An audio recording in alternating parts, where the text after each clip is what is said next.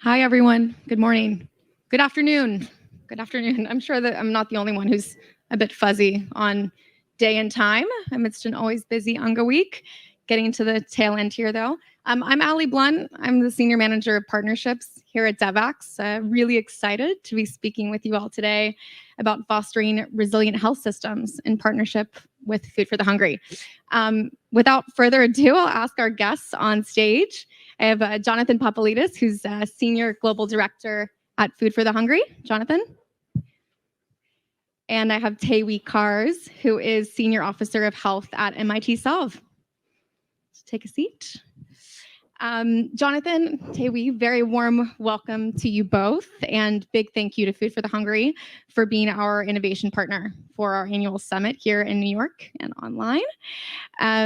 So some of our audience might know that Food for the Hungry seek to end all forms of human poverty by going to hard places and walking with the world's most vulnerable people.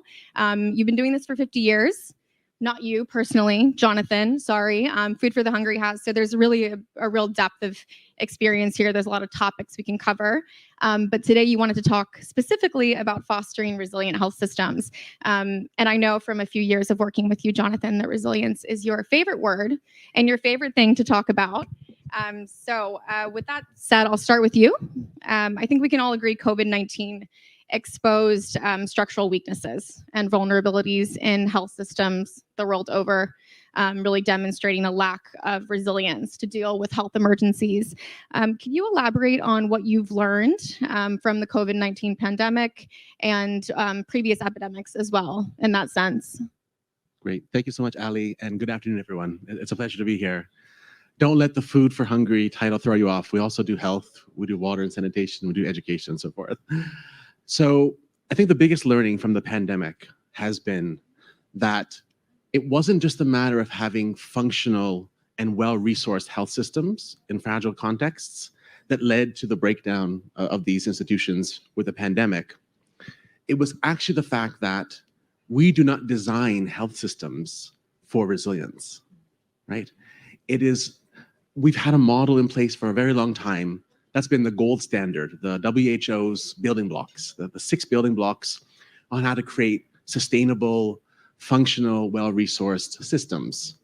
But we have not contemplated the idea that these systems themselves need to have shock absorbers in them, adaptive capacities, the ability to withstand different kinds of shocks and stress. And Mike Ryan, who might be a very familiar name to many of you, he's the head of disaster response emergency programs, pandemics for WHO, said this recently. He said that it's a design issue problem. It's not even a capacity issue or a financing issue. We need to redesign health systems in a way that has resilience at the forefront, especially if we're going to be working in really hard places, right? So take the DRC, for example. They didn't just contend with COVID. They had the same year Ebola, cholera, a national measles outbreak, high food insecurity and malnutrition, forced displacement, and intermittent conflict. So the health system has to be able to provide resilience to the populations, but also itself function in the face of crisis. In fact, this is the major learning that we're seeing now. And there's been a flurry of work before the pandemic trying to think through resilience in health systems, and it's been accelerated. There's a political moment right now to really think about resilient health systems and what we do about it, and that's part of why we wanted to have that topic conversation today. Sure, definitely a timely moment for this conversation. Taewee, I've been following MIT Solve for a few years now. I'm always excited when your Global Challenge finalists and winners are unveiled. So I was really glad when Jonathan told me you'd be joining us for the conversation today. Why did MIT Solve choose the topic of resilient health system strengthening for one of your challenges? And why a specific focus on that resilience piece? Yeah, well, first of all, thank you for having me. I feel really honored to be on stage with my colleague Jonathan and also all the other folks whose works and organizations I admire in this field. I think if you are alive and awake in the times that we're living in right now, you feel unnerved by the tenuous events that are happening. We at Solve are also unnerved by the tumult of destabilizing events around conflict, displacement, pandemics, and climate disasters all around the world. these are events that we have seen to only exacerbate longstanding inequities and disparities in health systems all over the world. And so resilience indeed is the undercurrent to the theme of the Global Health Challenge that we put out this year, and just unveiled 6 new innovators early on Monday. But really the larger topic that we are focusing on, with resilience being one of the ways forward, is health in fragile contexts.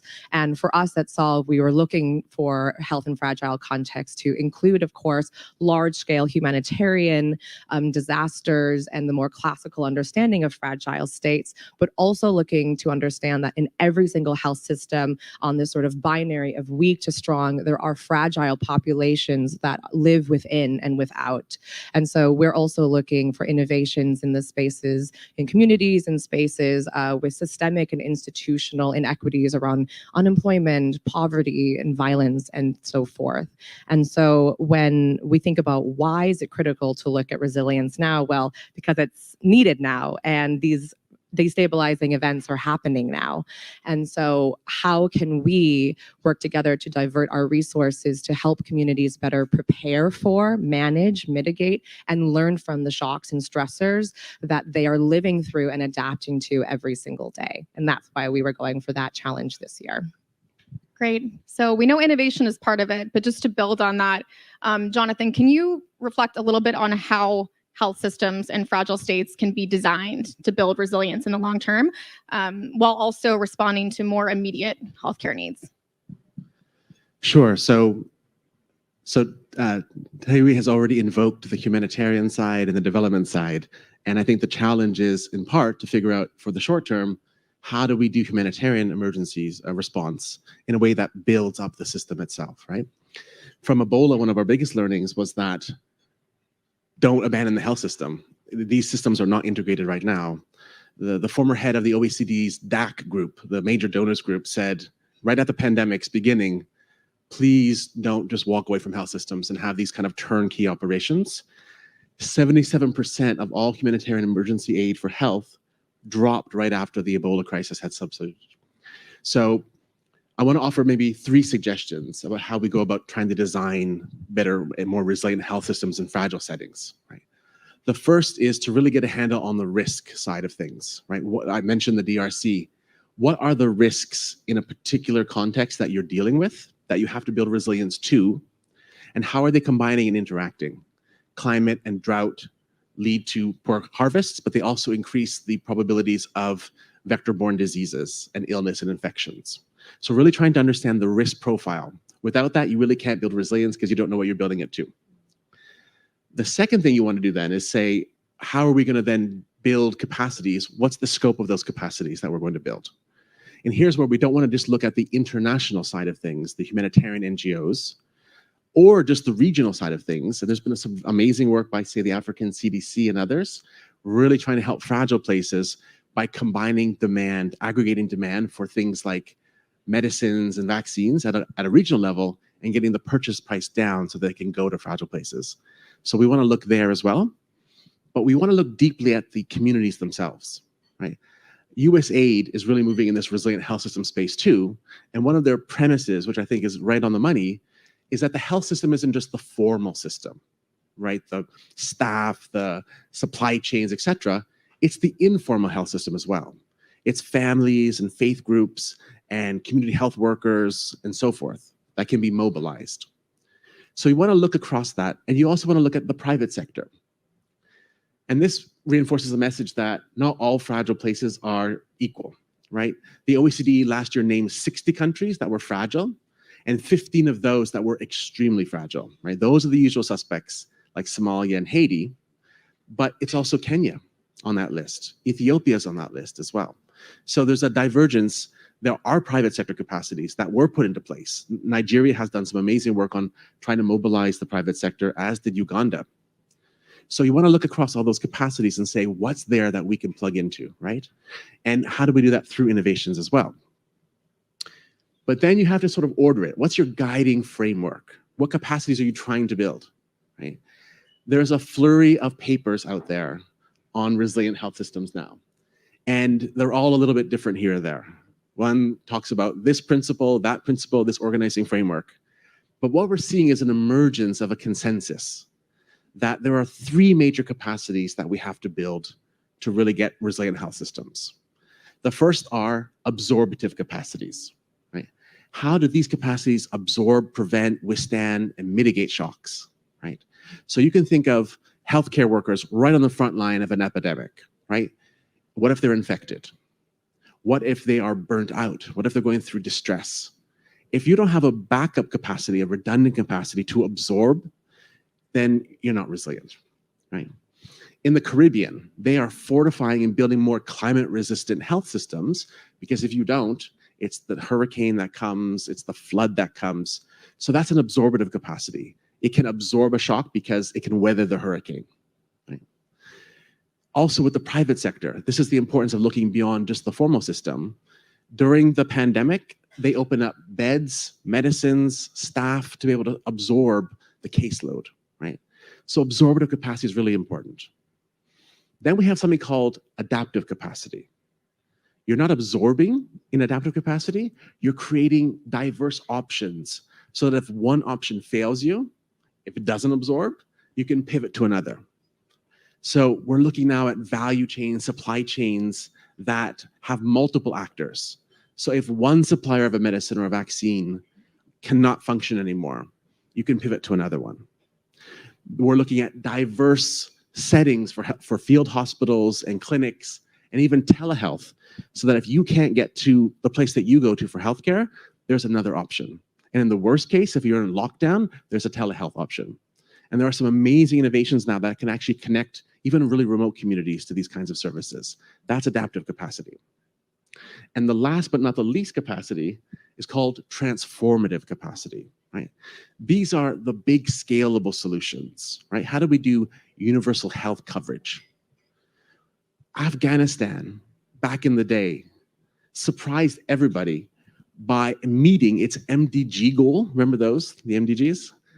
Of cutting infant and maternal mortality in half by 2015.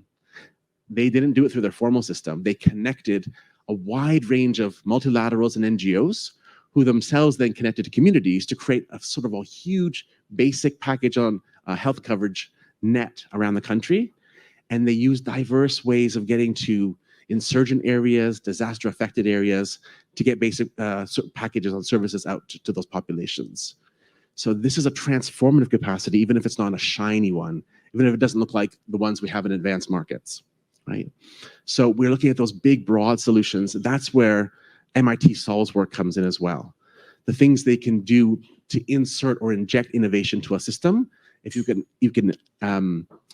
can scale it, then you've got a transformative solution, right? Now, there's another aspect that we really don't talk about, and I think this is something that we're really trying to deepen at FH, which is transformative capacity also has to mean capacity to build public as well as political demand for the health system. In many of these countries, 10% of social spending goes to health. In really fragile places, it's 1%, right? And in that case, you have to build public support because they don't trust the health system sometimes, they don't trust the medicine, they don't trust the vaccine, but you have to build political support. And the roots of trying to build political support go very deep because you're dealing with places that have very outsized political economies with entrenched patterns of patronage, exclusion, marginalization, right? So that brings me to the second point.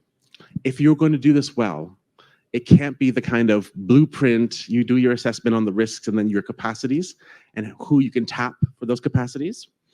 It has to be a process of iteration. We talk about adaptive management. Who in the political system could be an ally? Who in the innovation system can be allies? How do we get public support? How do we reach out and connect the formal and the informal? We have to work iteratively because there's no solution in New York or Washington or Europe for this. It's a process of continuous learning and iteration. My last point on this is you can't do this without coordination, right? You can't look at a system and multiple supply chains and multiple adaptive capacities, different sites and ways of pivoting and so forth without seeing the whole system. So we need to come together at the field level and we have to come together at the headquarters level. there's this very novel experiment that's oddly been around for 20 years, but no one's really paid attention to it.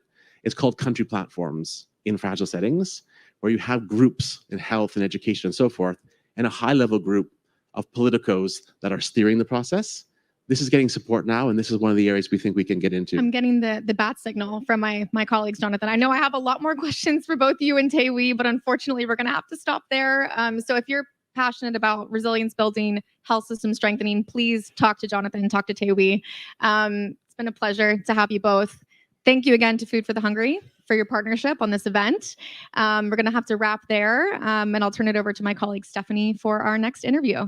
So thank you both again. Thanks, Alli. Thank you. Thank you.